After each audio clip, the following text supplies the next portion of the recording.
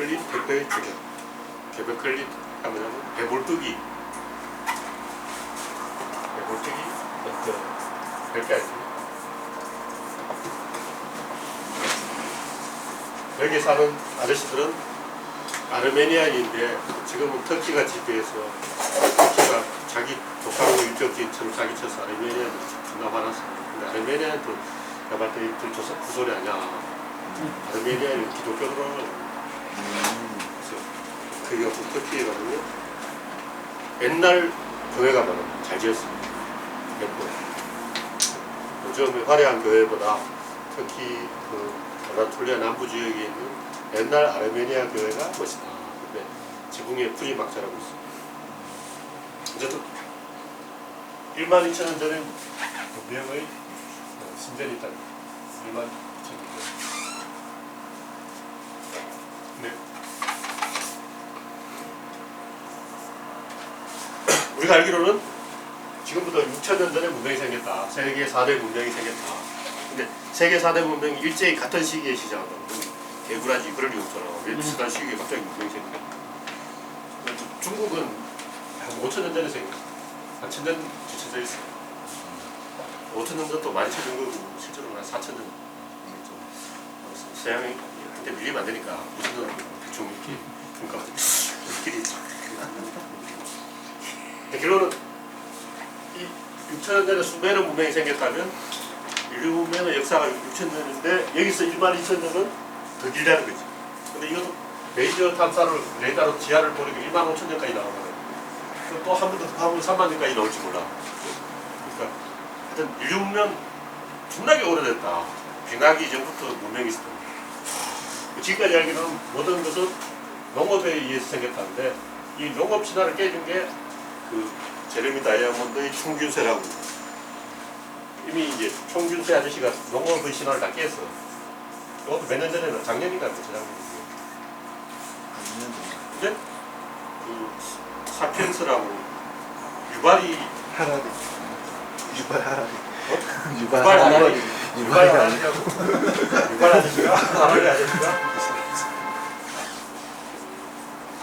이 총균세하고 비슷한 얘기를 했는데 인류 문명의 출발점은 종교라고 얘기해요. 근데 구조론도 이 얘기하고 좀 원래 구조론이 이 얘들하고 제가 좀 친해. 근데 약간씩 각도가 틀려. 그러니까 유발 하라리 아저씨는 유태인인데 종교가 모든 것의 출발점이고 이걸 인지혁명이라고 합니다. 인지혁명이 언제 생겼냐면 6만 년 전에 생겼다는 거야. 7만 년 전인가? 존나게 오래됐지만 개소리 같아. 7만 년 전에 지구에는 6개 정도의 인류가 있었다는 거야. 근데 크로마뇽인이 사피엔스가 언어를 만들어서 그 나머지 이 네안데르탈랑 비슷한 무슨 탈인을 다 쳐주겠어. 그리고 이 호모 사피엔스의 시대를 열었다. 그거는 언어와 종교, 신이라는 흑구를 지어낸 상상력 덕분이다. 인간은 머리가 좋아서 상상력을 발휘했기 때문에 종교를 만들어서 네안데르탈을 이기고 문명을 만들었다. 그걸 개소리라고 해요. 인간이 우월한 것은 상상력 덕분이다. 개소리야. 네안데르탈도 상상력이 있어. 네안데르탈도 요즘을 딱 보니까 병든 환자를 치료하고 약자를 보호하고 현생인류와 똑같아요. 네안데르탈이 현생인류보다 열등하다는 그걸 없는 거예요. 내가 봤을 때 네안데르탈은 현생인류보다 열등한 종족이 아니라 그냥 북쪽에서 살다가 빙하게 얼어 죽은 종족이야. 네안데르탈이 현생인류보다 약하다는 근거는 내가 봤을 때 없고 현생인류가 강해진 것은 돼지딸이라는 거죠. 돼지딸. 돼지딸이 커. 숫자가 많아. 이대 젖을 이기고. 근데 원래 이 인간은 모계사이기 때문에 어머니를 중심으로 어머니와 그 어머니 자식들을 중심으로 한 많아야 100명, 보통 한 30명 그런 정도 누를 이루기 때문에 계속 떠돌아다니면서 수렵채집을 했고 계속 돌아다녀야 돼요. 한 곳에 계속 있으면 안 돼요. 먹을 게 없잖아요. 그 집도 아프리카 가보면 그렇게 산족이라든가 희한한 우리나라 고대 종족이 있는데 한 곳에 머무르지 않고 계속 돌아다닌다. 근데 부족은 숫자가 30명. 100명 정도의 부족을 못 만들어요. 100명 정도 만들면 꼭 안철수 같은 인간이 나타나가지고 나는 반댈세하고 그 살인 난다고. 100명을 유지하는 건 불가능하지. 그럴 이유도 없잖아. 뭐하러 100명 만들어. 근데 하여튼 크로마뇽인 중에 일부가 대집단을 만들었어요. 그 네안데르탈인은 소집단을 만들었기 때문에 네안데르탈은 뇌도 많이 6개나 있었어요. 다 멸종합니다. 현생 인류가 다 죽였어요. 근데 대집단과 소집단이 싸우면 대집단이 이긴다.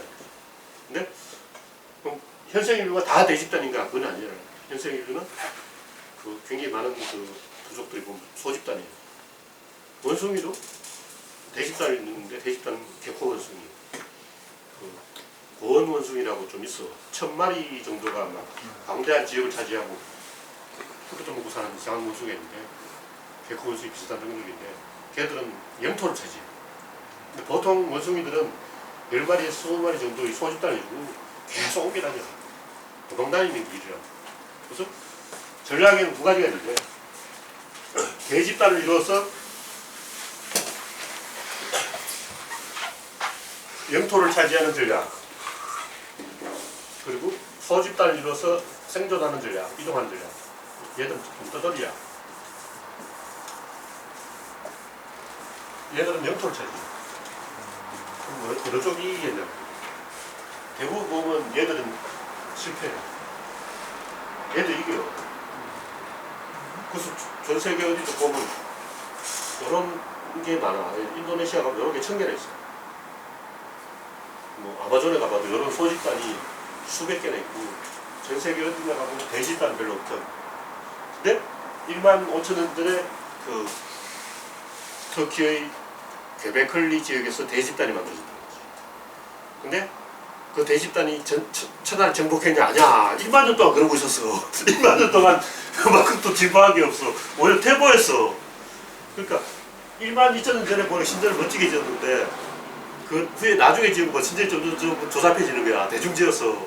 그러니까 1만 2천 년 전에 굉장히 강력한 대집단을 만들었어. 한 3,000명 정도의 무리가 신전을 만들게 하고 전날 만들었는데 전년 세월이 흘러서 분열돼가지고 500명 그렇게 줄어서 나중에 요만하게 신전을 만들었어. 자기 집 앞방만하게 만들었어. 그래서 신전 기둥이 요만해.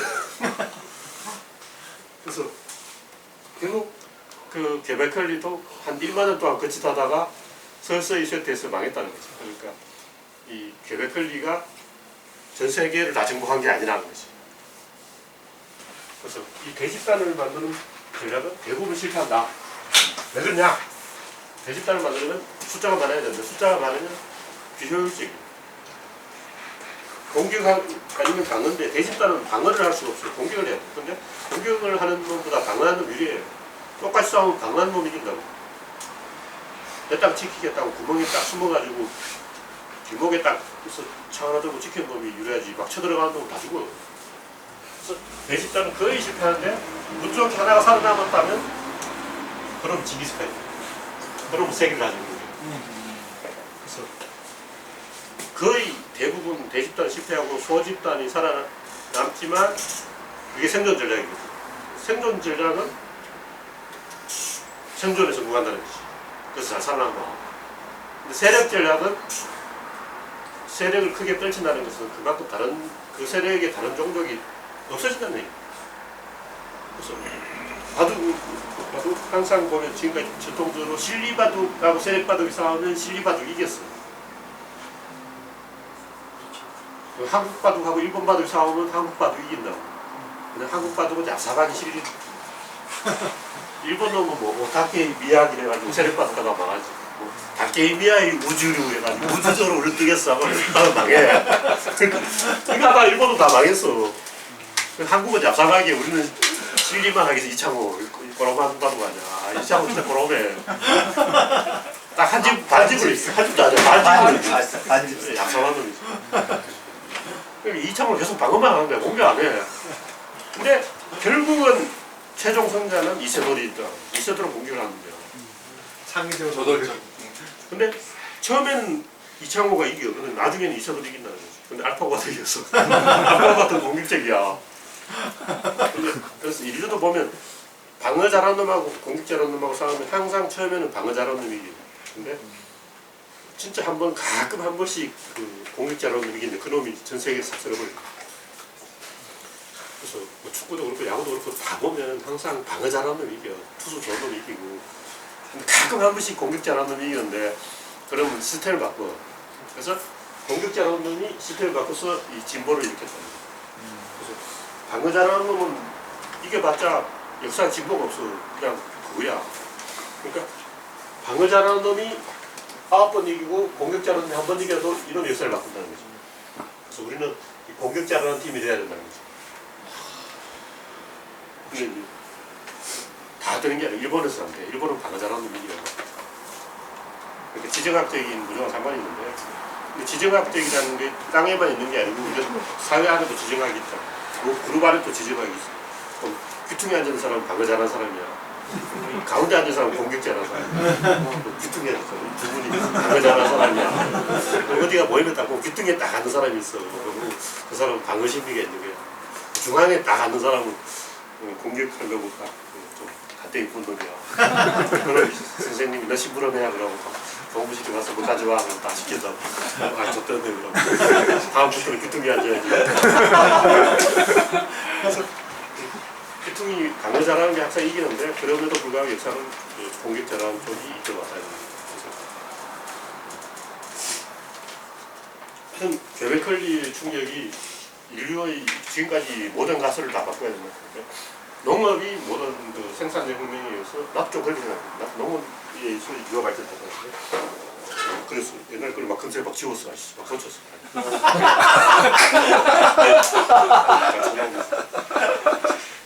인류가 진보한 건 농업 때문에 아니라 충격은 충격이네. 아이 의사결정 때문이다. 의사결정을 잘하는 쪽이 이긴다. 종교라는 것은 사람들이 이 표현력이 달려가지고 말이 안 되니까 하는 거고, 그러니까 이 이발 할아버지 아저씨가 종교가 세상을 바꿨다는 건 좀 거짓말이고 실제로는 집단이 바꾼 거예요. 집단. 대집단 잘 만들면 돼요. 근데 목의 사회는 소집단이고 부계 사회가 대집단이에요. 그래서 부계 사회라는 게 꼭 아버지 이름을 떠나서 그 1대 2대 3도 계속 이어져 가는 걸 말해요. 대가 이어져 간다. 종교라는 의미는 우리는 뭐 하나님 이런 데 다 계속이고 진짜 본질은 자손 대 손자 대 계속 연결시켜 가는 거예요. 그래서 그걸 이제 뭐 신이다 이렇게 이야기하는데 그 신이란 단어로 실제로 나타내고 싶어하는 것은 집단의 대표성이다. 그래서 우리가 집단적으로 대응을 해야 되는데 그리고 우리가 집단이라는 걸 알아야 되잖아. 근데 원시인들은 무식해가지고 우리가 집단인데요? 뭐 볏집인가요? 그러고 집단을 몰라. 그래서 저 빨갱이들 있잖아. 그럼 맞네. 집단이라고 수골통 되고 좋아하는 거야. 맨날 빨갱이 그러잖아.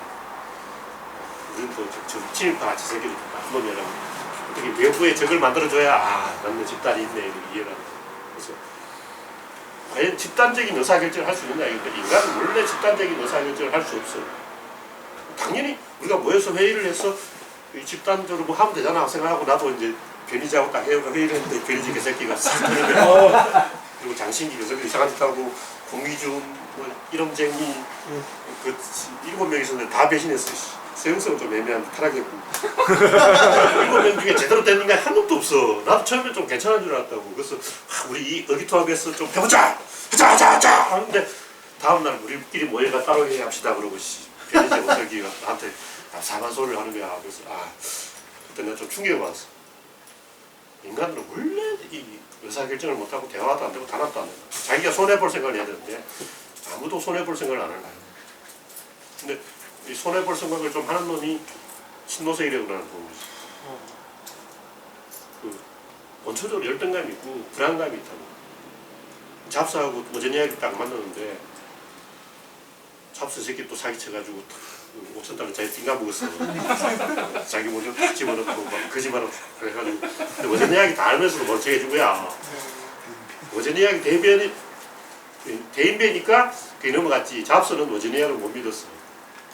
그래서 저 새끼가 내 회사를 뺏지 않을까 이 생각이 들어. 오전 이야기는 사실 이게 내 회사지만 잡서를 설치는 걸 대인배니까 봐준 거라고. 그러니까 오전 이야기 좀 친노세력이야. 잡습 회장이야. 근데 결국 둘 찢어졌어. 결국 그러고 찢어졌어. 그러니까 친노하고 국민에다가 찢어지는 거야. 근데 그 오전예약처럼 양보할 수 있는 게 친노세력이다. 근데 이런 정도의 신뢰를 만들기가 진짜 어려워. 근데 그거는 말로 이성적으로 안 돼. 우리는 머리 좋은 사람들이 회의해서 될 것 같지만 내가 베네지의 새끼 딱 만나보니까 이 절대로 안 된다는 거야. 결국 그 피를 나눈 형제도 뭡니다. 유전적으로 본능적으로 동질감을 느껴, 동지라는 느낌을 느껴야 돼.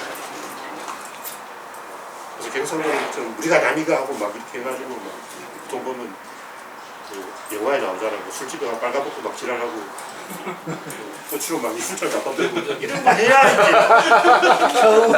그래야 이제 동지가 되는 거야. 같이 나쁜 짓을 해야지. 근데 나쁜 짓을 안 하고 동지가 되려면 데모를 해야 돼. 촛불 시위를 해야 된다고. 6월 항쟁 뭐 이런 거 하고. 가서 빨면서 막 파인병 던지고 그것도 나쁜 짓이지. 나도 그때 막 돌 던지고 파인병 다 했다고. 파출소 때문에 부수고 막 불 지르고 이상한 것도 많이 쓰고. 그 다음에는 이제 아 우리는 동지야. 간우 유지비 장비도 나쁜 좀 했을 것 같아. 이야기 안 나오지만 우리는 모르지만 그 상국들이 다 은폐된 사실이라면 자기들끼리 몰래 이상한 짓 했어. 이거도 듣고 방건제 부처부순다 그러면서 막 연락식도 하고 다 했을 거야. 그래서 정서적으로 본능적으로 무의식 차원에서 일체감을 느껴야 된다는 거야.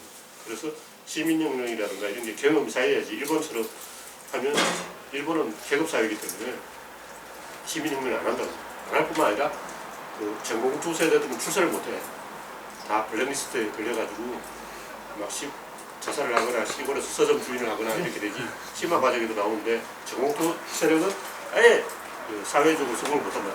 우리나라는 학생운동하는 사람 다 국회의원하고 막 출세해서 영화판에도 많이 있고 학생운동하는 사람 예술가라든가 저쪽으로 많이 써. 취업도 잘 돼. 근데 일본은 반대라는 거지. 그래서 그 정서적인 동질감 그게 이제 우리나라는 옛날부터 있어왔던 선비 정신 이런 게 있는데 그래서 결국 의사결정을 할 수 있는 그룹을 만들어야 된다. 근데 의사결정하는 두 가지 방법이 있다. 하나는 아까 얘기했듯이 생존 전략으로 가서 계급을 만들고 서열을 정하는 거예요. 형님 동생이 정하면 돼요. 일본은 봉건, 영주, 가신, 사무라이, 농노 이렇게 정해놓은 거야. 내가 이제 일본 영화를 봤는데 그게 뭐 아프릴 뭐더라? 만우절에 대한 얘기인데 가짜 황족 가짜가 자기 천황 친척이라 그러면서 막 수백만 원 평생 모은 돈을 사기치는 데 다 쓴 거야. 평생 한 번은 이제 왕족으로 살아보고 싶다 이래가지고 왕족 흉내를 내니까 중요한 건 택시 기사가 그거 보고 아이고 우리가 천만 원 하고 자기 비하를 말하는 거야. 택시 기사라면 우리나라 그러면 내가 택시를 모는데 대통령 가족이 탔다 그러면 나 영광이네 하고 자랑하고 사인 받고 이럴 건데 누가 죽이려고 그러면서 막 엄청난 자기 비하를 하더라고. 그러니까 일본 아직도 계급 사회라는 거지. 근데 그러면 의사결정을 잘해, 자강들을 잘해. 그냥 대장을 정해야 되는데 그냥 봉건영주의 자식을 대장을 정하는 거지. 내가 미야모토 무사시 그 충격을 받은 게 봉건영주가 7살이야. 7살인데 전쟁하는데 가마 타고 와가지고 또 앉아 지휘를 하는 거야. 7살이. 근데 뭘 지휘를 하겠냐고. 그냥 도련님처럼 앉아있는 거야. 근데 미야모토 무사시는 그 가마가 있는 나무 위에 몰래 숨어 있다가 새벽에 들어와 있었어 몰래. 그래서 이제 그 봉건영주 부하들은 아침 되면 올 줄 알고 집을 치고 사방에 쫙 깔려 있는데 사실 새벽 1시에 미리 와 있었어. 나무 위에 딱 있으니까 밑에 가마 타고 꼬맹이가 딱 앉아 있는 거야. 그래서 가가지고 어린애를 딱 죽여. 봉건영주부터 죽이는 거야. 근데 일본 놈들 원래 봉건영주 아무리 나이가 어려도 데리고 다녀. 아무리 나이가 어려도 영주는 영주라는 거지. 근데 우리 상식적으로 씨발 꼬맹이 7살이 봉건영주 안 하잖아. 근데 저번에 보니까 일본 드라마 보니까 야쿠자 두목이 죽었는데 딸이 고등학생이 갑자기 야쿠자 두목이 돼. 여고생이. 오늘부터 야쿠자 두목이야. 근데 그렇게 하려면 어떻게 해야 되겠어? 존나게 수양을 해야 돼. 수련을 많이 해가지고 17살 먹은 여고생 또 야쿠자 두목이 될 수 있을 정도로 많이 열심히 해야 되는 거야. 그래서 일본은 수양이라든가 이런 강조해서 드래곤볼을 보면 계속 수련을 해요. 그래서 끝없이 그걸 하는 거예요. 근데 우리나라는 전통적으로 어떤 문제가 생기면 대장을 뽑아서 절대골을 맡겨요. 근데 일본은 안 그렇다는 거죠. 일본은 풍신수길이 그 가토와 고니시를 임명한 것도 그냥 임명한 거야. 그냥 안 한다는 너희들 가 이렇게 한 거지. 걔들이 실력이 지나다고 한 게 아니라. 그러니까 풍신수길 입장에서 제일 말한다는 새끼가 누구냐? 저 새끼네. 저 둘 가. 그래서 나이도 어린 놈들이 고니시 걔도 어린 놈이잖아. 그래서 실력으로 하는 게 아니라 누구든지 내가 얼떨결에 봉건영주가 됐다면 봉건영주를 일을 해야 된다. 못하면 집에서 가르치죠. 가신들이 영준이 어떤 이렇게 해야 된다. 오른쪽 하면서 다 가르쳐줘. 그렇게 해도 안 되면 각계 무시를 가짜를 세워. 그래서 이런 식으로 하면 작은 문제를 잘 해결해요. 근데 큰 문제를 해결하지 못하는 거예요. 그래서 일본이 잘 나가다가 21세기 와서 이렇게 주저앉은 이유는 그 일본의 방법이 20세기까지 통하는 방법이었다는 거죠. 그때만 해도 유럽이 입길해가지고 일본이 막 그 트랜지스터 만들고 할 때 그 유럽인들은 저 원숭이들이 만들어봤자 이러고 아시아를 무시했어. 그러니까 일본이 혼자 다 먹는 파이 된 거라. 그게 무슨 말이냐면 일본이 굉장히 실력이 있어서 세계 1위가 된 게 아니라 유럽 사람들이 아시아를 너무 무시했어. 그래서 일본이 거저먹기로 다 먹어치운 거지. 근데 한국 놈이 나타나서 이제 다 깽판 친 거지. 한국 놈은 이제 열심히 안 하면서 막 해. 한국 놈들 하는 거 보면 이건이나 뭐야 보면 열심히 안 하는 것 같아. 근데 일본을 이겨. 그거는 의사결정을 빨리 해서 그런 거야. 그 이유는 일본은 가신들하고 회의를 해야 되는데 가신들은 무조건 노를 하고. 왜냐면 모든 의사결정은 노를 해야만 의사결정이 가능해요. 예서 그러면 자기가 그 회의에 참여할 이유가 없지. 그래서 한국 놈들은 합리적으로 결정하고 일본은 그 시스템을 안 건드리는 쪽으로 의사결정해요. 시스템을 살려야 됩니다. 근데 그 시스템을 살리다 보니까 일본은 완전 고용에 가까워져가지고 지금 전 국민이 잘 먹고 잘 살고 있어요. 그래서 월급이 적지. 점점 서서히 망해가는 거야. 서서히 망해가는데 국민들은 행복한 거야. 근데 그것도 하나의 방법이라고. 그래서 일본식이 맞고 틀렸고 이런 걸 떠나서 그 인류를 이끄는 지도자가 되려면 일본식으로 안 돼. 그건 변방에서 하는 방법이고 지방에서 하는 방법이고 70억 인류를 이끌고 가려면 일본식으로는 안 돼. 그래서 한국인이 그걸 해야 되는데 그래서 하여튼 오늘 이야기 최종 결론은 의사결정이 세상의 모든 것을 지배했다. 의사결정은 그냥 개인의 의사결정이 아니라 집단적인 의사결정이다. 집단적인 대응을 할 수 있는가? 집단적인 대응을 할 때는 강자의 방법과 약자의 방법이 있다. 근데 약자의 방법이 더 쉽다. 강자의 방법은 어렵지만 성공하면 대박이 난다. 우리는 어느 걸 두 가지 있는데 상장해서 대박이 나는 거가 상장 못하지만 그렇게로 먹고 사는 대부분 그렇게로 먹고 사는 길 때까지 대박을 꿈꾸는 놈은 없다고. 근데 중국이라면 대박을 꿈꾸는 놈이 있을 거라고. 워낙 그 덩어리 크기 때문에 망해봤자 어디 가서 먹고 살겠지 가지고 내가 봤을 때 내가 중국이라고 치고 벤처를 한다 그러면 우리는 세계를 정복하겠어 이럴 거야. 샤오미라든가 화웨이라든가 대만은 아니고 대만은 우리를 우리가 무슨 세계적으로 포기하는 거야. 중국 워낙 덩치하기 때문에 샤오미가 망해봤자 어디 가서 먹고 살 거 아니야. 어차피 어디 가서 먹고 사는 건 확실하니까 대박을 포기하지 않는다는 거지. 우리도 좀 이제 대박을 포기하지 않는 그런 마인드를 갖고 우리가 세계를 다 먹을 수 있다는 생각을 해야지. 우리가 지금 5천만인데 우리가 뭐 되나? 우리는 밥이나 먹고 살아야지 이렇게 생각하면 안 돼. 물론 현실적으로 그게 맞지만 이 지금 중국이 공대 출신만 보여가지고 너무 이 인문계적인 마인드가 없어요. 한국이 그래. 중국이 못하고.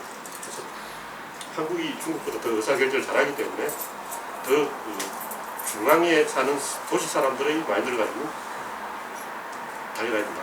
근데 그렇게 하려면 그걸 할 수 있는 의사결정 그룹을 만들어야 된다. 우리는 그냥 어떤 사람이 생각을 통해서 이 길이냐 이 길이냐 이게 옳다 쭉 하면 된다 이렇게 생각하지만 그게 아니야. 옳고 그름을 이렇게 판단하는 게 아니라 그 이전에 그룹을 만들어야 돼. 세력을 만들어야 돼. 그래서 로마로 말하면 원로원이라든가 뭐 신라로 말하면 화백계이고 몽골로 말하면 굴타이고 유럽어로 말하면 기사도고 일본어로 말하면 무사도고 한국으로 말하면 선비인데 엘리트 그룹이 있어야 돼. 그리고 그 사람들이 자부심 있고 잘난 척을 해야 돼. 선민의식이 있어야 돼. 근데 보통 우리나라 이제 학교 교육은 선민의식이라면 족간새끼 개새끼 막 해가지고 잘난 척하면 네가 뭐 잘났냐고 그래서 우리나라 역사라든 보면 존나 열등한 집단으로 써놨어. 우리는 세계에서 제일 침략을 많이 당한 거다 막 이렇게. 근데 우리나라 침략 안 당했어. 그러니까. 우리는 300년 한 번 정도 전쟁한 거야. 유럽은 전쟁 1년에 3번씩 해. 우리는 진짜 침략을 안 당한 나라고. 그 집에 가면 족보가 다 있는 나라고. 유럽은 아예 족보가 없어. 다른 나라에서 왔어. 이탈리아 사람은 원래 이탈리아에 안 살았어. 스페인 사람은 원래 스페인에 안 살았어. 영국 사람은 원래 영국에 안 살았어. 일본 사람 다 한반도에서 건너간 놈들 아니야. 한국은 그래도 치워서 3,000년 여기 사는 것 같아. 이 정도면 굉장히 오래 살았다고. 그래서 우리 베트남이라고 치자. 과연 베트남 사람들이 베트남에 살았냐? 아니야. 29세기에 베트남 놈들이 쳐들어간 거야. 그래서 세계 어느 나라를 보더라도 비교하려면 그 비교 대상 자체가 없어. 우리나라 역사가 우월하고 열등하고 이전에 없는 거야. 일단 터키 역사를 보자. 터키 없어. 터키 어디냐고. 뭐 셀주크 투르크, 오스만 투르크. 그때 어디냐고. 500년도 안 돼. 터키는 원래 중앙아시아에 있다가 글로 건너간 아시아 놈들이라고. 백인 피가 섞인 아시아 놈들. 그래서 터키 사람들한테 터키 역사를 물어보면 우리 이 동네에서 사람 아닌데. 미국 놈들한테 미국 역사를 물어보면 갑자기 인디안 얘기를 밖에 어디 인디안이냐고. 걔도 인디안이 아니잖아. 뭐 나바오 인디안이 어떻고 그런 시들 역사가 아닌 걸 가지고 막 이야기한다고. 그거하고 비슷한 거야. 그래서 우리나라와 다른 역사를 비교하기 전에 비교 대상 자체가 없다는 거죠. 김씨 박씨 얘기. 우리나라는 한 2000년 전부터 김씨 박씨. 국가가 있었는데 그 역사를 보면 2000년 전에 국가가 있었던 건 전 세계 10나라도 안 된다고. 2000년 전에 국가 이름이 있고 역사가 있는 세계 10개 국가 중에 한 개라고. 그 전 세계 200개 국가 중에 우리나라 정도 들어간 거 없어. 근데 일본은 아예 국가 자체가 없었어. 그냥 그 당시 일본은 그냥 회색으로 칠해놨어. 우리나라는 뭐 노란색, 파란색, 파란색 이렇게 막 우리가 신라 몇 개 막 색깔이 있는데 인도는 그냥 회색이야. 색깔이 없어. 그러니까 비교 대상 자체가 없다는 거지. 옳고 그러고 자신감이. 결국 내가 오늘 결정적으로 마지막으로 하고 싶은 것은 이 역사를 이끌어가는 항상 그 핵심 세력이 있다. 그 사람들은 도시에 살고 자부심이 있고 지가 그게 잘난 줄 안다. 근데 보통은 이제 그걸 부르주아라고 해가지고 중산층이 됐어도 걔들은 나쁜 놈이라고 해요. 사회과학들. 우리 프롤레타리아들을 모욕하는 저 부르주아 개새끼를 죽여야지 그러고 막 보통 그런 식으로 살아준다고. 근데 실제로는 프롤레타리아들은 분열되어 있기 때문에 그걸 어떤 의사결정의 축이라고 볼 수 없어요. 모여서 자기들 힘이 있다는 자부심을 가진 놈들이 강자들. 그래서 내가 노론을 자꾸 이야기하는 것도 노론은 존나 교만한 집단이에요. 난 거기 점수를 주는 거지. 남인들은 경상도 남인, 전라도 남인끼리 안 친해. 그래서 같은 남인끼리 모여가지고도 대화가 안 돼. 너 어디서 왔냐? 그러면 나는 저 뭐 경상 청도에서 왔다 그러고 같은 남인끼리 막 사투리 막 써가지고 남인인데 한패가 아닌 거야. 소론도 그렇고. 그러니까 모아놓으면 자기끼리 수덕수덕 떠드는 건 노론밖에 없어. 노론과 비노론이 있는 거야. 근데 노론은 진짜 지가 잘난 줄 알고 임금 지가 뭔데 막 이런 식으로 나와. 그거 저 뭐 이상한 그왕그개 그렇지 왕개 이런 식으로 나오는 거야. 그러니까 그걸 점수를 줘야 되는데 우리는 그럼 저 불충한 놈들 저 나쁜 놈들 역적 이렇게 생각한다고. 그래서 역사에 보면 노론을 존나 욕했는데 그 이유가 노론이 교만하다는 거야. 교만해야지 당연히. 서울대 애들만 교만한데 그래서 서울대 쳐주는 거 아니야. 지방대 애들은 안 교만해. 그래서 내가 안 쳐준 거야.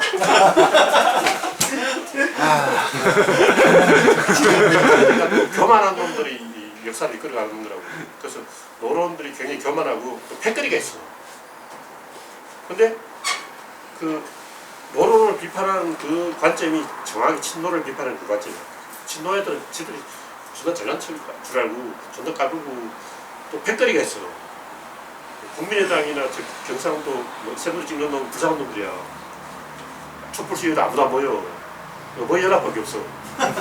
그런데 우리는 막 한 30만 명씩 모이고 막 100만 명씩 모인다고. 노무현 대통령 돌아가는데 500만 명이나 조문을 했어. 근데 걔들 뺏어 와 500만 명 저 새끼들 미친 새끼들 저런 새끼들 와 주력이냐 500만 명씩 모이고 주력이냐 반칙이지. 5명 모이게 됐는데 노무현이라면 일단 2만 원씩 줘야 근데 일당 안 받고 500만 명 왔어. 이해가 안 돼. 다 줬을 거야 조사해 보면. 뗀놈 아니야. 큰애 줬어 그지. 그러니까 걔들이 느끼는 공포감이 대단하다는 거지. 우리 입장에서는 노론 사람들이 모여서 패거리고 이러고 노론들 걸어갈 때도 이렇게 걸어간다고. 남인들은 이렇게 걸어가는데 노론들은 불러라 양말 거야 이렇게 걸어가는 거야. 코리라네. 존나 재수가 없는 거야. 그래서 평민들 입장에서는 저 노론 놈들 지나가냐고 재수 없어. 새끼들 잘난 줄 알고 그러고. 근데 임금도 우습게 알고. 근데 그게 매력이다. 잘하는 게 매력이야. 자부심을 가지고 지가 잘났다고 해야 의사결정을 한다는 거지. 겸손하게 연예인들이나 뭐 스포츠맨 다 겸손하게 해야 돼. 그놈들은 의사결정 못하는 놈들이야. 그러니까 단단하지. 그래서 예술가들이나 이런 사람들이 좀 잘난 척을 해야 된다고. 비틀즈라든가 알리 얼마나 잘났어. 나의 유일한 실수는 내가 얼마나 위대한지 깨닫지 못한 거야. 유일한 실수야. 알리 정도 돼야지. 난 진짜 잘났어 이러고 그 정도 해야 뭔가 세상을 바꾼다. 끝을 보여주겠어. 내가 잔다르크를 높이 평가하고 이거 보니까 계략이야. 잔다르크 모든 말은 거짓말이야. 잔다르크는 자기가 세상을 바꿀 수 있다고. 자기 천재라고 생각해. 완전 재판에도 난 이길 수 있다. 난 머리가 좋기 때문에 다 빠져나갈 수 있어. 예수도 좀 머리가 좋았어. 율법사들하고 싸우는데 내가 이긴다. 내가 워낙 머리 좋기 때문에 말재주가 들기 때문에 내 불화에 다 넘어간다. 그래서 막 급대가라지 계속 가다가 좆대버리겠지. 자기 감정이 말이겠지. 아마 마지막 말이 좆됐다 이거야. 난 좆됐다. 나를 버리시라니까 이게 좆됐다 이거야. 근데 하여튼 내가 말할 때 예수에 자부심이 있었어. 내 세치어로는 율법사들하고 논쟁하면 내가 다 이긴다 이렇게 했었죠. 그래서 예수도 내가 워낙에 타고난 재능이 있는 거 보니까 이 하나님이 강호다 막 이래 생각해야 잔다르크도 그렇고. 그래서 그런 자부심이 있어야 세상을 바꾸나. 그래서 그런데 그 사람들이 패거리를 이루는 걸 우리나라 기술한 역사학자들은 두려워하고 싫어하고 저 노빠 패거리들 또 무슨 사고를 치지 않을까 하고 진중권처럼 막 걱정하는 거야. 노빠들 모여있으면 또 뭔가 일저지를 건데 하고 막 하구석 소동 또 일어난다 그러고 막 걱정하는 거야. 근데 하구석 소동 일어나도 별게 아니야. 그런 일이 원래 일어나는 거라고. 겁낼 게 아니라는 거지. 원래 역사라는 그렇게 굴러가는 거지.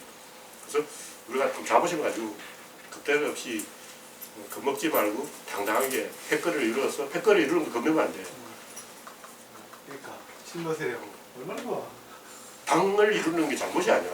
맨날 뭐 개파하지 마라, 당하지 마라 그러잖아. 그거는 박정희가 지어낸 얘기라고. 당을 이루어야지. 당도 없는 게 뭐가 뭐 잘한 거냐고. 그래서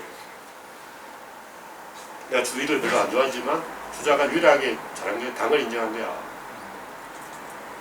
그 세계 어느 나라 보면 당을 이루어야지. 자기 혼자 끄끄끄는 안 쳐줘. 그래서 진보 세력들이 이 당을 이루고 이신전심에 의해서 눈치로 어떻게 방향을 제시하고 가는 것은 원래 역사의 발전의 법칙이 그렇다. 이게 부르주아들이 하는 짓이고 영국이 말하면 귀족들이 하는 짓이고 프랑스는 시민들이 하는 짓이고 로마라는 원로원들이 하는 짓이고 그리스는 민회가 하는 짓이고 신라로 말하면 화백들이 하는 짓이고 몽골은 불타이 하는 짓이다. 그래서 원래 그런 집단이 존나 잘났다고 믿는 사람들이 역사를 바꿔간다고 그래서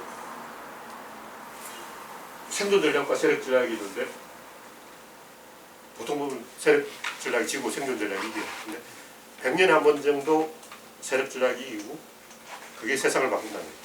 그리고 우리는 그 100년에 한 번 정도 세상을 바꾸는 꿈을 포기하면 안 된다. 우리는 이길 수 있다. 그런 생각이 1만 5천 년 전에 이미 있었어요. 근데 1만 년 동안 계속 실패했어. 1만 년 동안 진도 나은 게 없어. 근데 1만 년 만에 한번 성공해가지고 막 문명이 생겼다. 그때부터 뭐 수메르 문명 그러고 막 이집트 문명, 무슨 방화 문명 그러고 막 생긴 거. 이상 이 정도로 이야기했습니다. 인간들이 의사결정을 통해서 제일 중요한 모든 걸 이루었다. 지금까지 농업혁명이 모든 진보의 원인이다 했는데 종교가 먼저 있었습니다. 만년에 한 번, 천년에 한 번, 백년에 한 번. 짧아졌어 이제. 한국은 다이나믹 코리아니까 한 10년에 한 번. 아니 지금 옛날에 부패하고 너무 이제 부패가 어떻게 보면 좀 지하 경제가 이 세상을 좀 이끌어 나간다고 그렇게 한번 좀 하셨잖아요.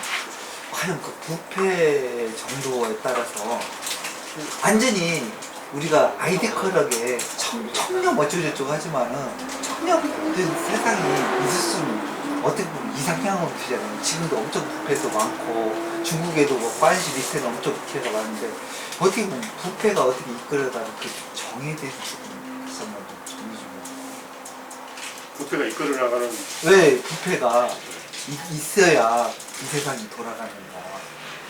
그리고 부패가 어느 정도는 부정을 못한다 이거죠. 완전히 그냥 크리티컬한 청렴으로만 이 세상은 이끌어 나가지는 의사결정이 되지는 않는다. 그건 다 아는 거 아니겠어요?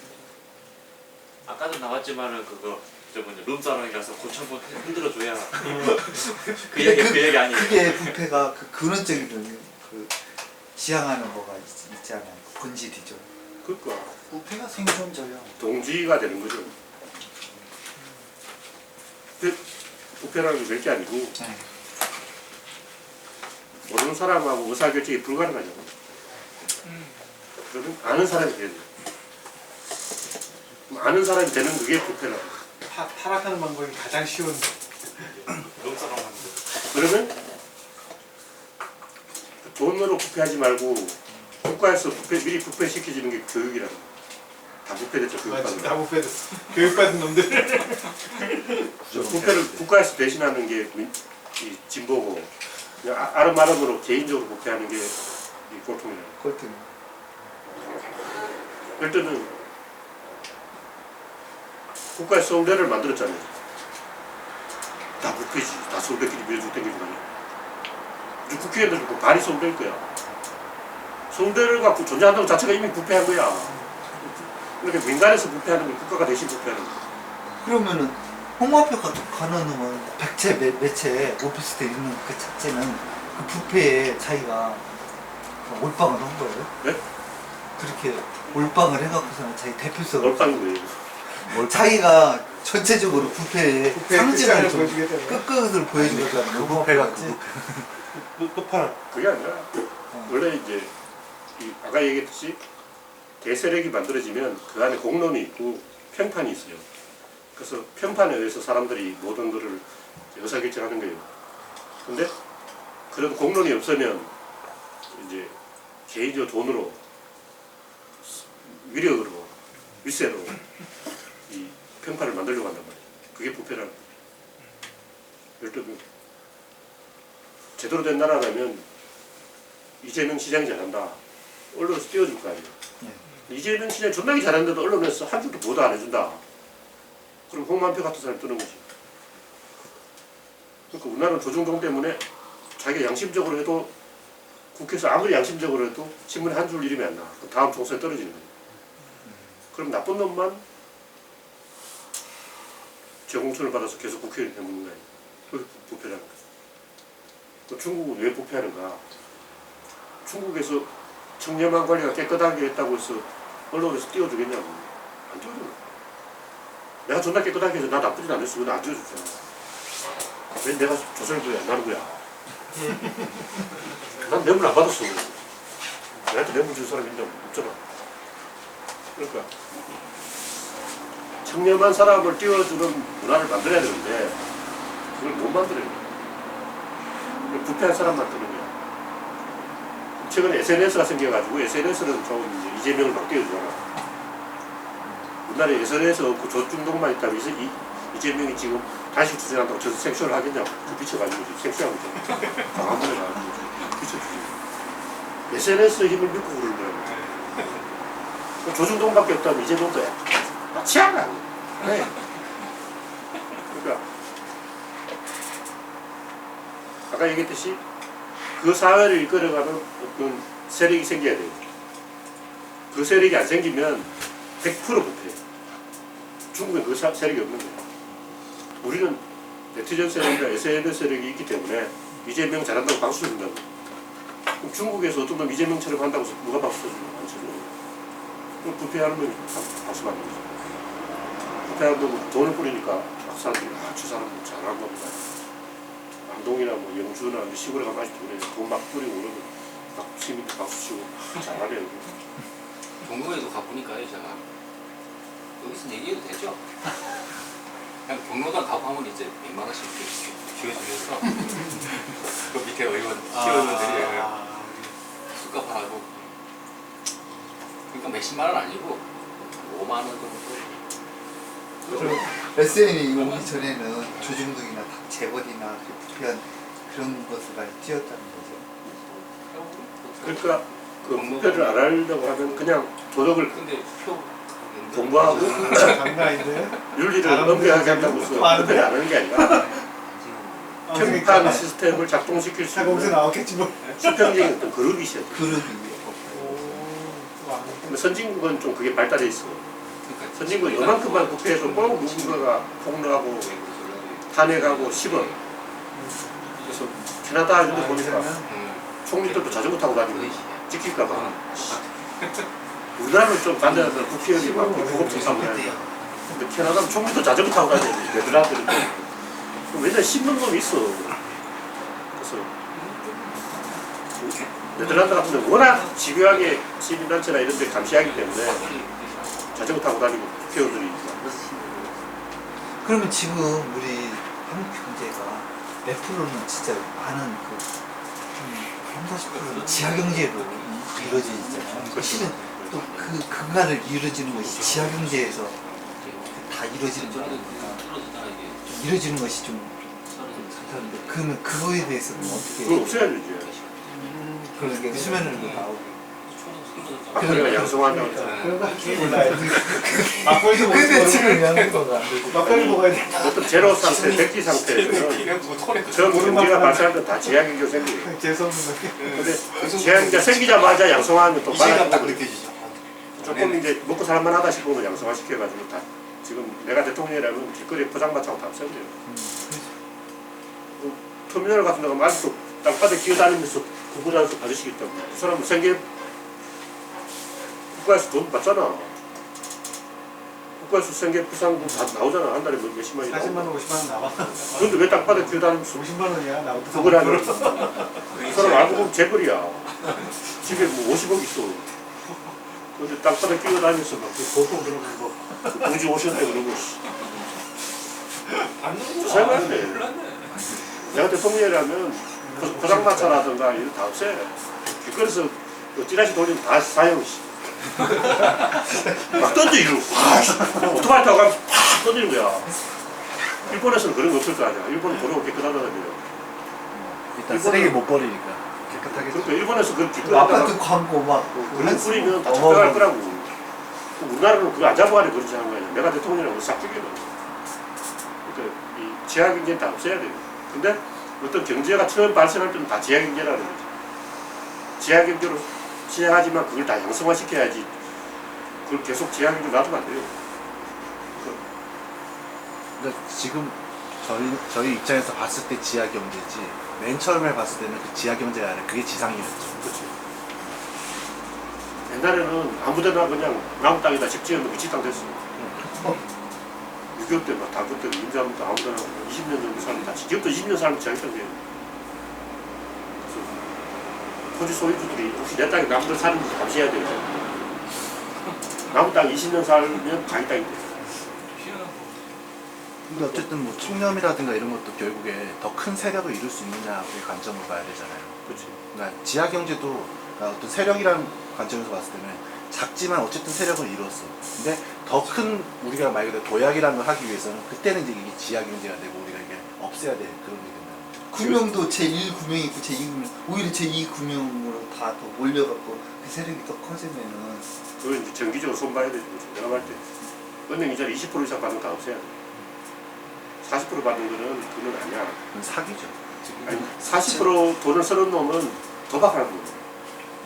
그 새끼 도박 못하게 하려면 40%를 빌려주면 안 된다는 거예요. 좀 내가 경마장에 가는데 왠지 내일 말이 들어올 것 같다. 왠지 지금까지 한 번도 안 해봤으니까 왠지 내일 올 것 같잖아. 그러면 40% 이자라도 땡겨 쓰는 거지. 빌려 써야지. 그런 놈이 정성 카지노 가서 좀 다 처방다고. 그러니까 40% 이자는 우리나라에서 없애야 돼. 근데 이걸 갑자기 없애도 안 되고 계속 줄여가야 돼.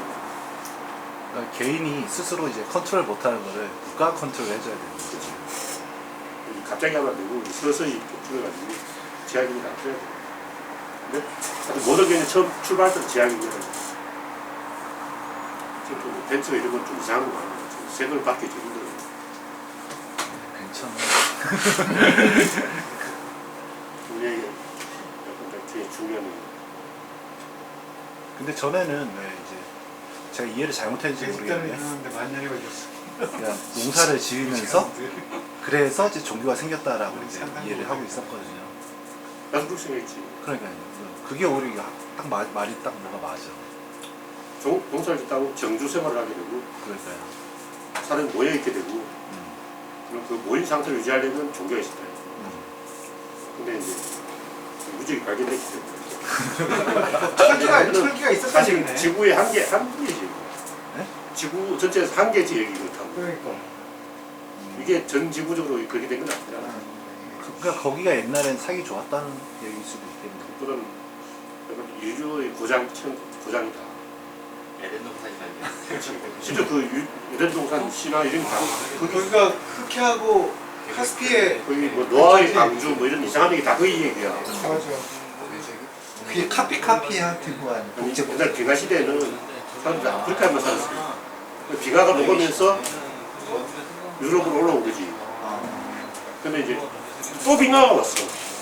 그래서 일본은 유럽으로 왔다 다시 아프리카에 들어갔어. 걔들이 이집트 왕조를 만든 거고.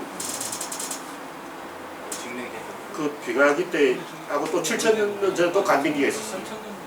두 번의 빙하기를 거치면서 7,000년 전 전지구로 확 커졌다는 거야. 결론은 아프리카는 흑인만 사는 집단은 아니었다는 거예요. 그렇죠. 백인 뭐 황인종 다 같이 사는. 괴베클리가 한국하고 위도가 거의 비슷한데? 어디가? 괴베클리가? 지금은 중요한 거는 이 피부가 까맣게 되는 거는 세균하고 햇빛에 견디기 위해서 그런 거예요. 그래서 햇빛하고 세균이 없으면 피부가 하얘집니다. 우리나라 사람 피부가 좀 하얗다는 건 우리나라가 세균하고 햇빛이 적다는 얘기지. 그러니까 아프리카는 다 까맣지. 그냥 아프리카는 햇볕도 많고 세균도 많아.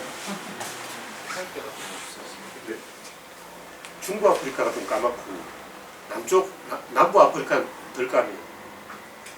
그래서 남아공이 이제 좀 하얘. 까맣긴 한데 그건 햇빛 봐서 그런 거고 가난하게 보니까 하얗더라고.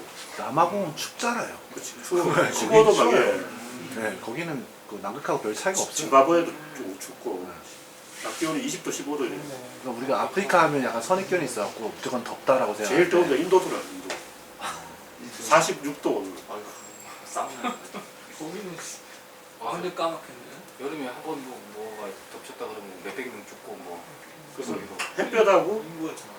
세균이 피부를 까맣게 한다. 그러니까 여기 놈들이 그러면 저기 이집트로 내려온 건가? 그렇지.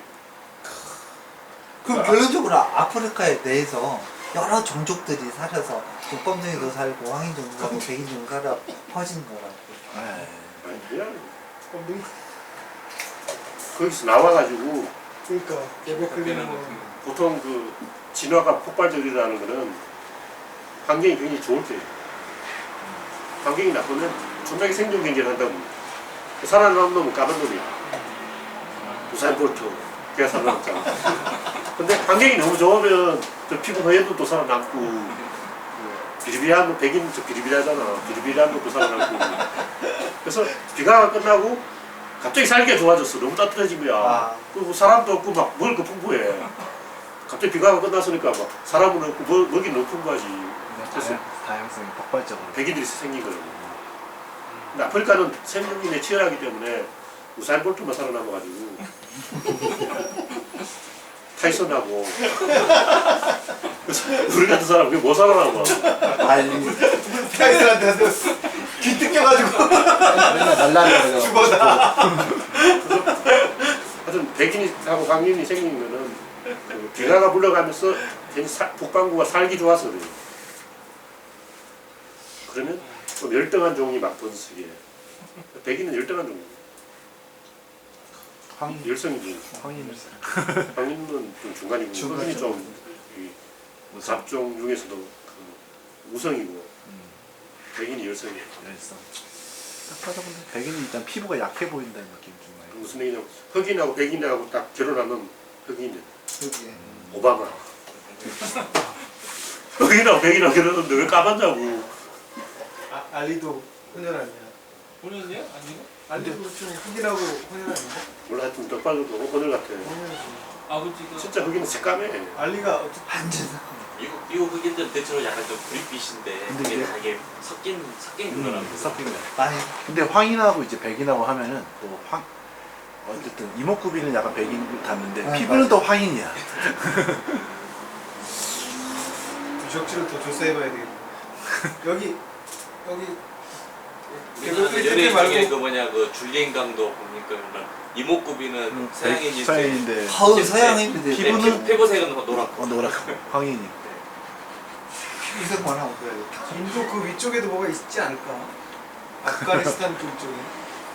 사실 인류의 그 현생인의 고향이 나는 그 이란에서 중앙아시아. 주가서지요. 그 사이 그 바깥 다 빙하라서 얼어붙었다가 거기에서 최전선이었다는 거죠. 최북단. 그러다가 빙하가 사라지면서 확 올라갔던 거죠. 그러니까 지금 그쪽에 이제 사막화가 많이 됐잖아요. 그래서 우리가 아직 잘 못 찾고 있는 거지만 많이 살았다면은 우리처럼 아파트 세우다가 유물 발굴하고 하는 식으로 많이 그러니까 찾는 빙하기 때는 그때 기후가 지금하고 달랐을 거예요. 그렇죠. 지금은 이제 그쪽이 좀 고부장애로 그 당시에는 아 이렇게 좋은 상황이 있나. 그러니까 이란하고 흑해 사이는 거기는 그냥 산들이 많아. 음. 산하고 뭐. 생각을 해보면 예전에 그 뭐냐 한나라에서 장건이 서쪽으로 가면서 실크로드를 네. 개척했잖아요. 생각해보면 지금처럼 그렇게 거기다 허허벌판 사막이면은 거기 못 갈 무슨 것 같아요. 문명의 교류가 어떻게 이루어질 수가 없잖아요. 생각해보면 거기도 그 당시에는 실크로드가 막 개척되던 그 시절에는 분명히 살기 좋았지 않았을까 하는 그런 생각이 들어요. 그럴 수도 있겠죠. 어쨌든 인구가 많으면 이동하기 힘들고 인구가 적을 때 이동하기 쉬워요. 그래서 인구가 적으면 이동하기 힘들지 않을까 하는데 인구가 제일 무서운 게 사람이라고. 사람이 제일 무서워. 말 안 들어.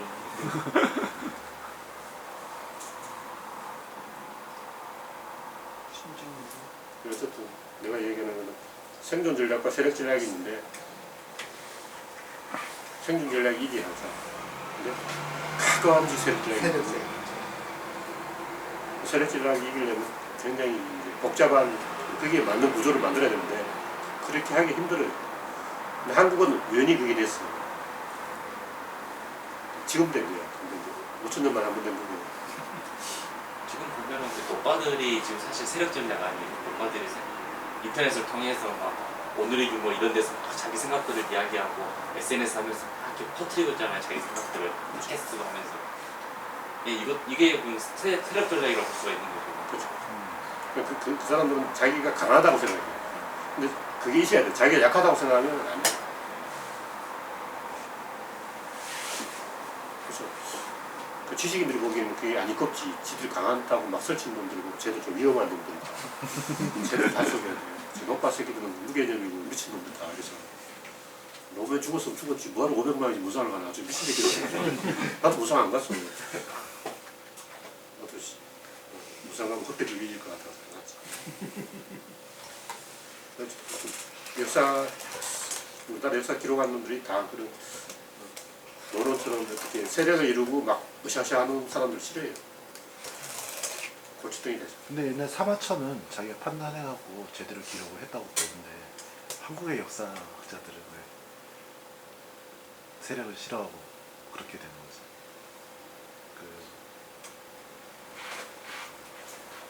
괜히 유교를 잘못했어요. 퇴계가 이겼어요. 되게 고독하게 선비가 혼자서 골방에서 하고 막 이런 게 좋다고 생각해요. 한국도 한번 이게 그러니까 성공 사례가 별로 없어요. 많이 한번 잘못됐던 거예요. 한 번이 아니라. 조선왕조가 망하는 거지. 망하면 모든 게 나쁘게 했을 거예요. 그 역사를 보는 것 같으면 왜 조선은 망했을까? 이것만 계속 연구하는 거예요. 지금은 이제 바꿔야 돼. 왜 조선은 흥했을까? 이래서 그래요. 그 이제 배신의 정체 어떻게 보면 배신이 나중에는 또 영향론이 돼서 배신이지 무슨. 아니 근데 뭐 모든 사람이 배신의 정치를 하지만은 배신 때문에 또 배신 때문에 아니라 배신이 원래 그 배신하게 돼 있다는 거죠. 배신하려고 배신하는 게 나쁜 사람이 배신하는 게 아니라 하다 보면 자연히 배신하는 거지. 원래 배신하려면 배신하고 아니. 환경 때문에 배신하고 어떻게 배신하는 거지? 일단 모르는 사람이 5명이 모여서 회사를 한다고 칩시다. 내가 사장할 때 네가 팀장하고 뭐 해라고 이게 유지가 되지 안 되는 거예요. 우리나라는 좀 되는 게 선배가 늘 후배니까 참어 해라니까 어디 너 해! 그래가지고 우리 매기 주고 가지고 하는 거지. 그냥 안 된다고. 중국이 더 안 되지.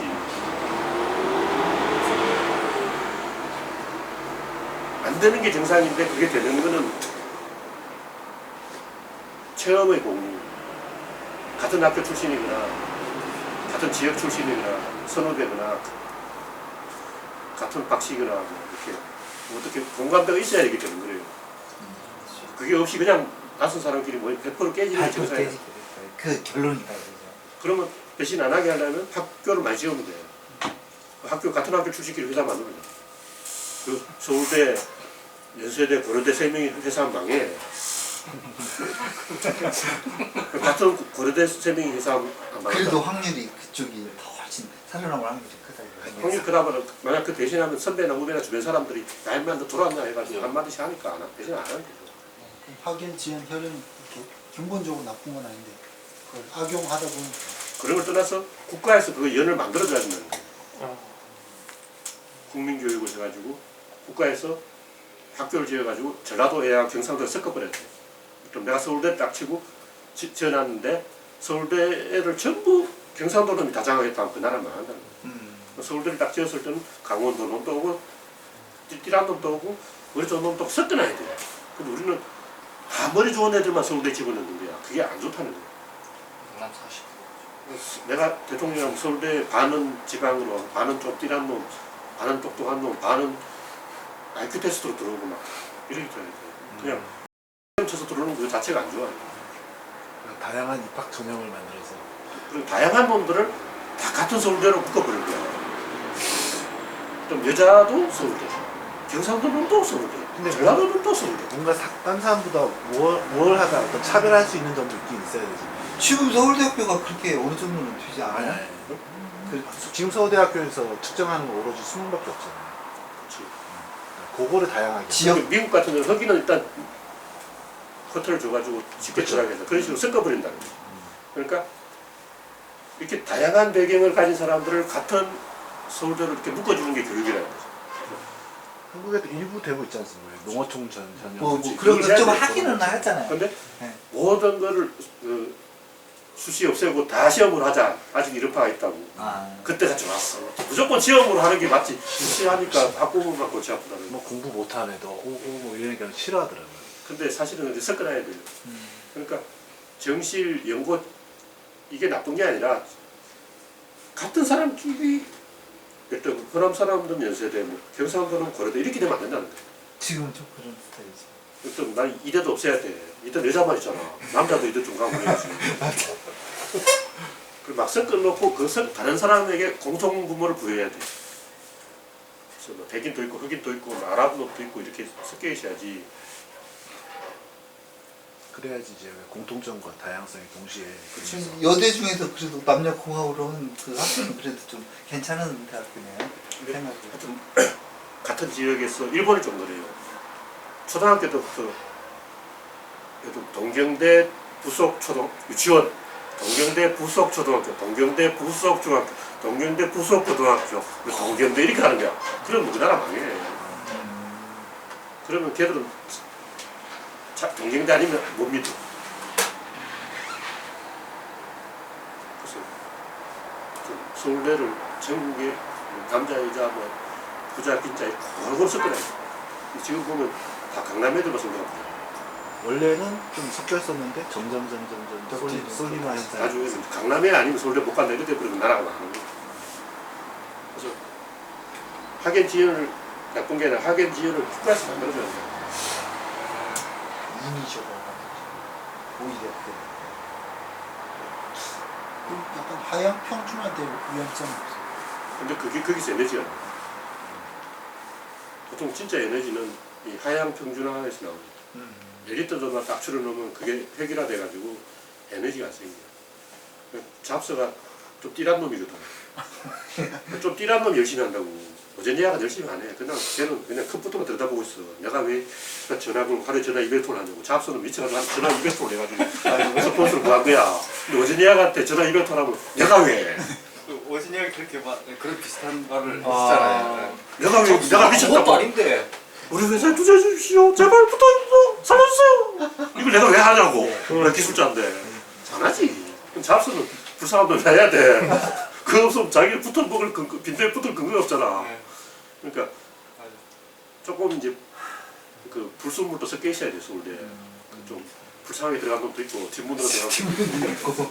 그런 놈도 열심히 해야 돼. 그래서 너무 이제 이게 키질 하듯이 엘리트는 엘리트끼리 사먹고 이렇게 하면 점점 청이져가지고 방해가 없어. 그리고 프랑스처럼 해서 막 그랑제 꼴이라고 그래가지고는 4개 대학교들이 다 해먹잖아요. 그게 사실 엘리트 교육이 아주 대표적인 사례라고 하는데 그게 실상은 좋은 게 아니었네요. 좋은 게 아니야. 그쵸. 일본에도 무슨 마사시다 정경수 있고 우리나라도 민족사관부 민족사관부 출신 잘 됐던 꼴을 못 봤어. 뭘 이렇게 말까? 만들어진 지가 한 10년이 10몇 년 된 것 같은데 왜 민족사관부 10몇 년이 넘으니까. 20년 됐어. 제가 고등학교 때 있었는데. 그런 의미에서 그 브라질 뭐 땅콩 그 그게 치밀 바람. 브라질 땅콩 브라질 땅콩 효과 있어. 우리 있었나? 근데 기억이 안 나. 키즈라면은 브라질 땅콩이 땅콩만 위로 위로 올라가고. 근데 그게 이제 퀴즈라면 가벼운 게 위로 올라가는 게 있고 어떤 곳인데? 반대로 정반대로 작용한다는 거예요. 근데 균이란 쪽이 의사결정을 잘해요. 너무 섞여 있으면 또 안 돼. 그거 아까 그것도 이율배반적인. 그쵸. 되게 근데 어려운 이야기. 너무 섞어놔도 조금 또 그 안에 또 패거리가 있어. 어차피 그러니까 아예 완전 차이 나는 사람들끼리 섞어놓으면요, 그 안에서 또 어떻게든 공통점을 찾아요. 근데 어정쩡하게 섞여 있는 거, 그래서 그런 분리가 되고. 그 아까 이 노파 세력처럼 그 다수파가 있어야 돼. 골고루 섞여 있으면서도 또 노파끼리 딱 있어야 돼. 이게 어렵다는 거야. 야 너무 골고루 섞어 놓으면 축도합도 안 돼. 그러긴 어느 나라는 가도 아무리 섞어도 또 그 안 핵심 세력이 있어요. 자기끼리 그 끌고 가는 중심 세력이 있다. 일단 뭐 스포츠라면 다 호남 사람들이 다 좋아하는데 바둑도 다 호남 사람이고. 일본에는 연예인 중에 대부분 제일교포예요. 많이 제일교포라는 딴 나라는 다 제2교포라는 소리. 귀화했지만은 족벌 불pe고 저기 그런 식으로 어느 집단에 가도 그 중심 세력이 차이나. 근데 그게 통합 문제예요. 같은 배경이 중심 세력이 되는 게 아니에요. 배경이 달라도 뭐하러 또 중심 세력이 생겨. 노빠라고 해서 다 경상도 사람이나 호남 사람이 아니잖아요. 다양한 사람들이 다 노빠라고 해서 이렇게 섞어놔도 핵심적인 세력이 생깁니다. 그리고 그걸 인위적으로 만들어야 돼요. 그냥 놔두면 저절로 생기지 이게 아니고 일부러 그걸 키워야 돼요. 농사를 짓든 뭘 하든 간에 키워야 되는 거지.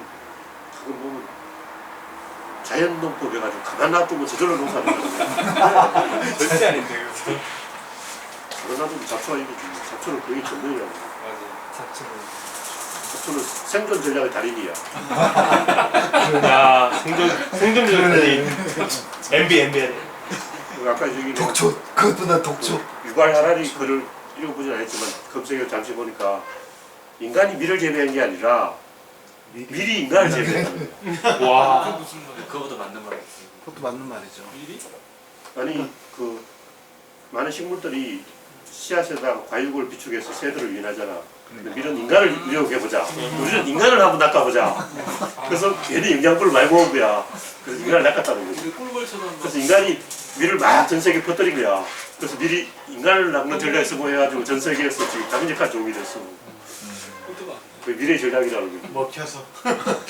다른 애들은 막 참새 낚으려고 막 그런데 우리는 인간을 인간을 낚는다. 낚거든. 참새 뭐 이 사람 뭐 메뚜기 이런 애는 낚으면 안 돼. 인간을 낚아야 돼. 생리면라고 그랬어. 완전히 성공한 케이스가. 인간적인 돈 낚아줘야 좀 한 것 같지.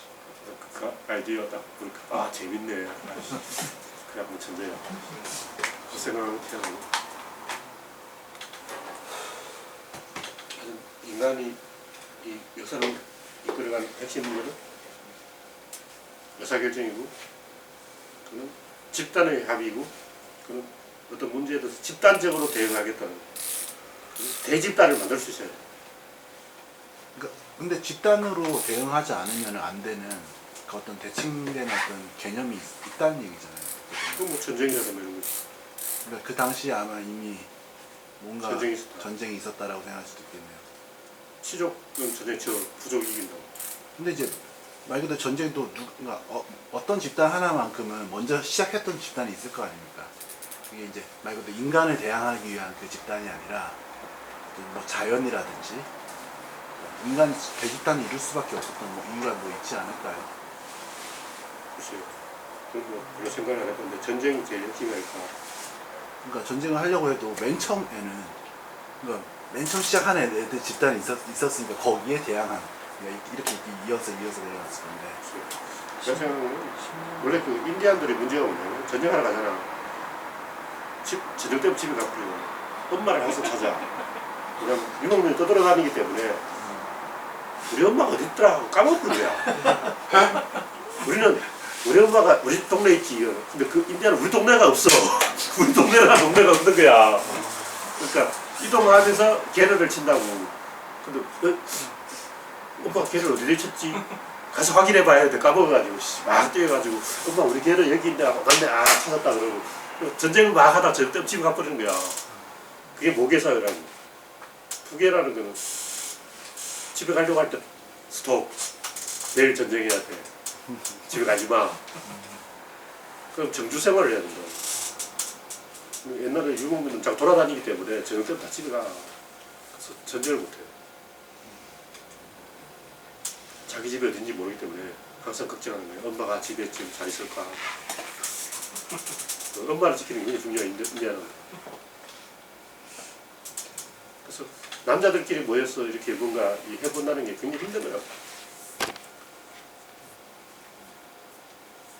인디안들 보면 절대 말 안 들어.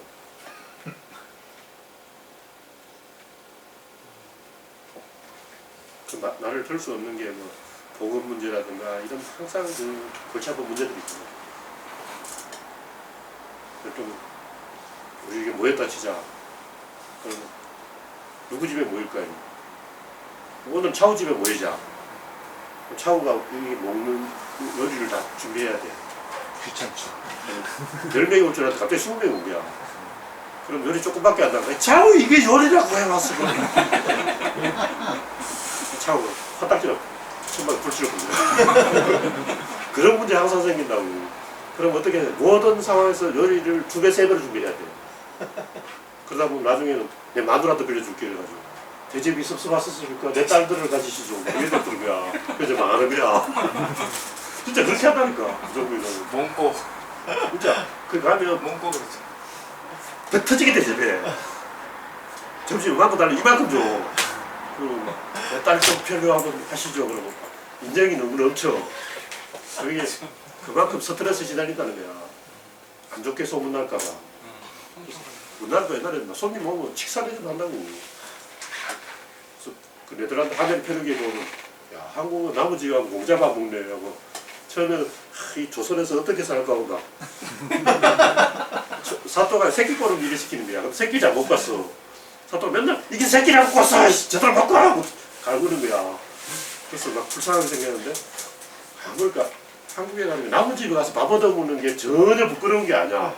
그리고 밥 얻어 먹었는데 막 선물을 줘. 돈도 줘. 그 부자가 됐어. 그래서 오늘은 이 집, 내일은 저 집 돌아다니면서 한 집씩 얻어 먹었는데 막 챙겨오는 거야.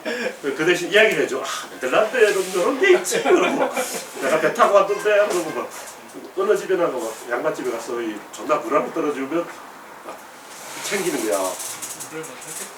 그게 공짜로 뭐 받아가는 게 한 네덜란드에서 존나 그 부도덕한 그 양아치 거지짓인데 한국에서는 그게 미덕이야. 막 줘. 막 이만큼씩 주는 거야. 그래서 야, 세상에 이렇게 좋은 나라가 있다니 감동했다고. 손님한테 막 챙겨주는 거야. 난 네덜란드 놈 그 얘기 들으니까 야 네덜란드 놈 10원 한 푼 안 줬는니까